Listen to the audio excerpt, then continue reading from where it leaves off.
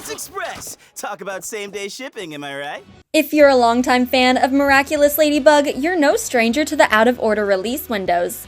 It can be disorienting to navigate the series depending on where you watch, and the 6th season is no exception. The first few episodes haven't been released chronologically, but that hasn't impacted how enjoyable they are to watch. I've loved everything I've seen, and I think the story is going in a strong direction. The lies and secrets left over from the previous season feel like a sword hanging over the heroes' heads, and it's only a matter of time until the truth comes to light. However, before moving on with the story, we must return to the beginning, as the next episode will be the first chronologically, Climatiqueen. As the episode was written to be the first in the season, it's likely to have certain elements and plot points that help bridge the gap between seasons. In today's video, I'll give my predictions for what we can expect from this upcoming episode. Did you lose because you had to face Monarch alone? I'm sorry, there's nothing more I can say. Bug out. Number 1. Environment-themed storyline. Given that the episode is titled Climatiqueen, we can assume the episode will follow a villain concerned with the environment or the overall climate. Miraculous Ladybug has already had several episodes that discuss the environment's well-being, with specific characters as vocal advocates for protecting the natural world. One of the most significant advocates is Mayor Bustier, who launched her mayoral campaign with the promise of making a greener Paris.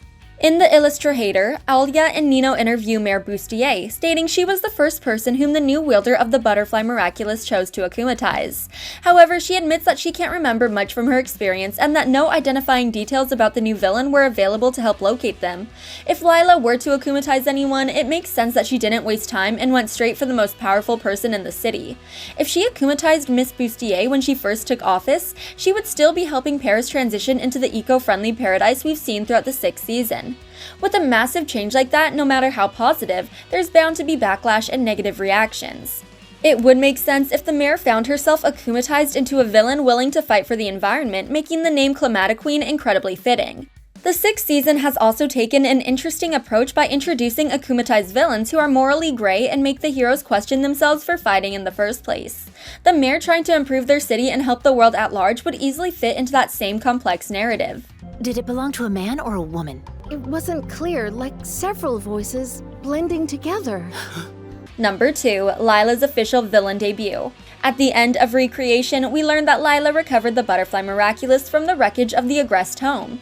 However, in the season finale's epilogue, the last we see of Lila is when a mysterious blue light overcomes her. Many believe the blue light directly leads her to time-traveling adventures in Miraculous World London, but we don't see this light or mention it in the special. It's possible it and its explanation were reserved for the 6th season's premiere, where Lila would make her official debut as the franchise's primary antagonist. Aside from the mysterious light, the season premiere may explain many things about Lila that are not touched upon in later episodes. These include her transformation sequence, villain identity, primary motivation, and her plan moving forward. She doesn't seem particularly chatty with Nuru, but she may be willing to share her thoughts aloud or write them in one of the many journals she's keeping at her base. I won't lie and say the mystery surrounding her isn't keeping me hooked, but I still want to know why I should stay invested in her story, which requires the series to give us information. I can give you this power. Only if you agree, of course. Number 3. The Miraculous forming. After Monarch's defeat, Marinette decides it is safer for the Miraculouses and their Kwamis to return to their former wielders, which allows each hero to remain active at the same time.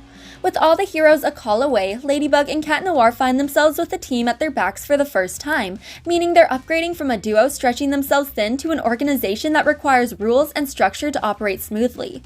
The heroes have worked together before, with large groups teaming up during a crisis, but they've never operated on such a large scale until now.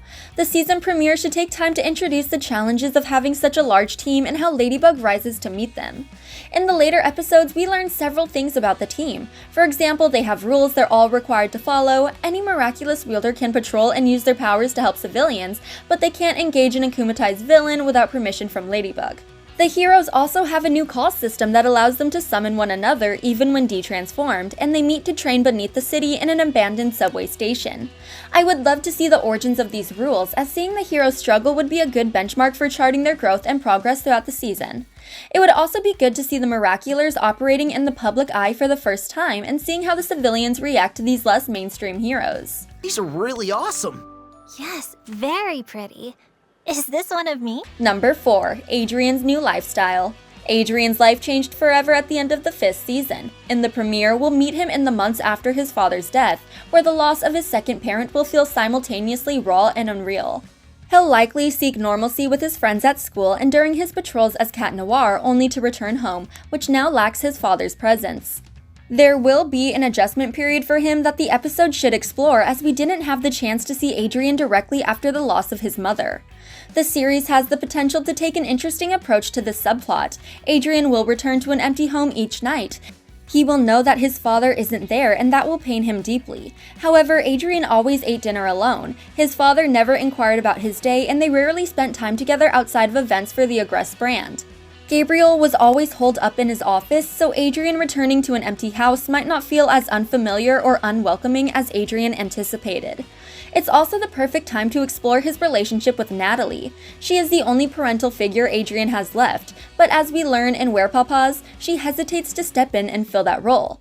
Adrian senses her hesitation and puts distance between them, but doing so likely severs any support she could give him in the aftermath of his father's death. The entire situation is complex, but that's what makes it compelling. Adrian may also feel guilt for allowing his life to change after losing his father. However, without Gabriel, Adrian can choose how he lives for the first time. For example, we learn that he's learning Greek in the 6th season, but we hear no mention of Chinese, a class Gabriel encouraged him to attend every week. I'm sorry, Natalie. Lunch is ready. Number 5. Marinette's guilt. Marinette has experienced growing pressures over the past 5 seasons as her responsibilities as Ladybug have become more intense. As the guardian of the Miracle Box, she's needed to make some tough calls, some with disastrous consequences. It's not a coincidence that she began to have panic attacks more frequently as the season progressed, and as we move into the 6th season, it's clear that her anxiety and guilt have reached new heights.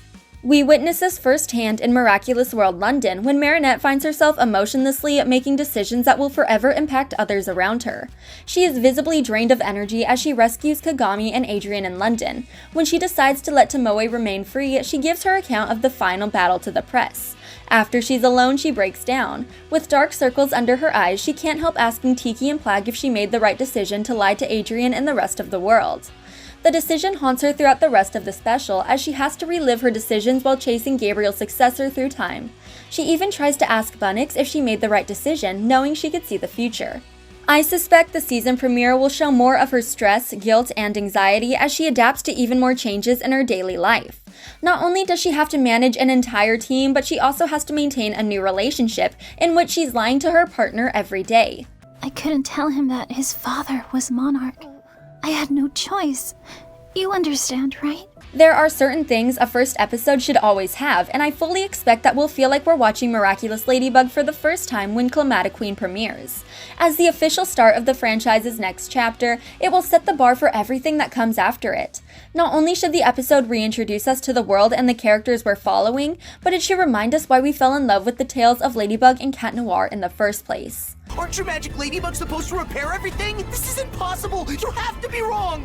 I swear I tried everything. Thanks for watching. If you enjoyed this video, hit that like button, subscribe to our channel, and turn on notifications to stay updated on our uploads. I'm gonna return you all to your holders, and this time, you'll stay with them.